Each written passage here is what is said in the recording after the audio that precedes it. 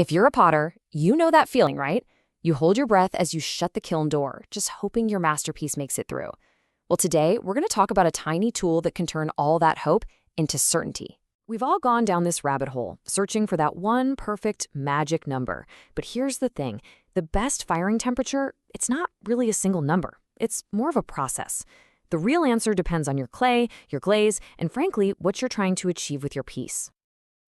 This one hits home for so many of us, doesn't it? That kind of blurry area between the first and second firing, it's a super common point of confusion, and it doesn't matter if you're just starting out or you've been at this for years. So let's make that line crystal clear.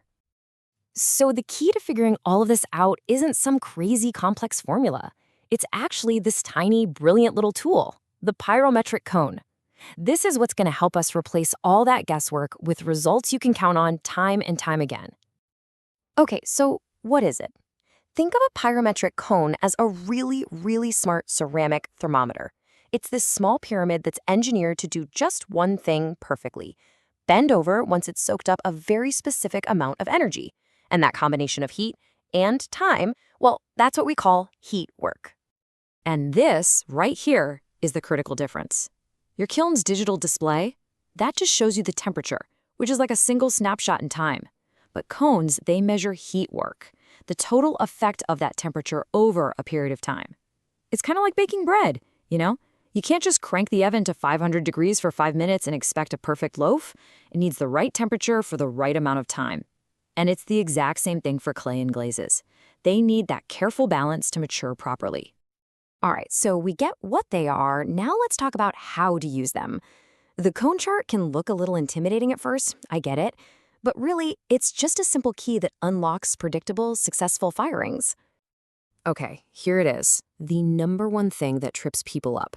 That little 0 in front of the number is so important. You have to think of cone 06 almost like a negative number. It's for lower temperature firings.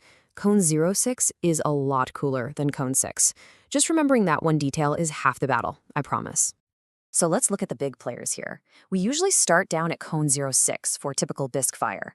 Then we jump way up to the incredibly popular cone 6 for most mid-range stoneware. And for all that high fire work, you're looking at cone 10. These are pretty much the workhorse cones you're going to see everywhere. 2,232 degrees Fahrenheit. If you work with stoneware, go ahead and commit this number to memory. This is the magic target for cone 6. It is the sweet spot for countless potters and glazes out there. Now, let's apply all this knowledge to the two critical stages in every single pot's journey, the bisque firing and the glaze firing. Because using the right cone for each of these is, well, it's pretty much non-negotiable for success. So the bisque fire, that's round 1. It's a lower temperature firing, usually around cone 06. And its whole job is just to make the piece strong enough to handle, but keep it porous enough to soak up that glaze. Then you've got the glaze firing. That's the grand finale. It's much hotter, usually cone 6 or higher. And this is where the magic happens. The glaze melts into glass and the clay becomes strong, dense, and totally finished. You know, a question I hear all the time is this. If I've got a modern digital kiln that handles the bisque fire pretty well, do I really still need to use cones for that first step? And the answer is a resounding yes. Absolutely. Your digital controllers can drift over time. Your heating elements get old. The cones, well, they don't lie.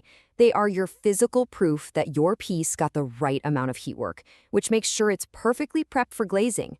Seriously, think of them as your insurance policy. So, what's the big takeaway from all of this? I think it's confidence. Using cones correctly moves you from just, hoping for the best to actually being in control of the outcome. It's the huge difference between guesswork and greatness. When you boil it all down, cones get rid of the guesswork. They're like a little report card for how your kiln is performing, and they are the absolute key to getting consistent, repeatable results. It's not just a handy tool. It's the professional standard for a reason. And hey, if you think this is just something for beginners, just listen to this quote. This is from a potter with decades of experience. This isn't a set of training wheels. It's a fundamental habit of the craft. Double-checking your cones, that's the mark of a pro, no matter how many years you've been firing.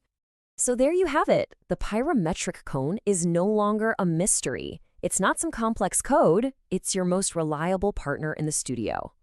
Now that you're in control of the fire, the only question is, what amazing things are you going to create? Thanks so much for joining me for this explainer.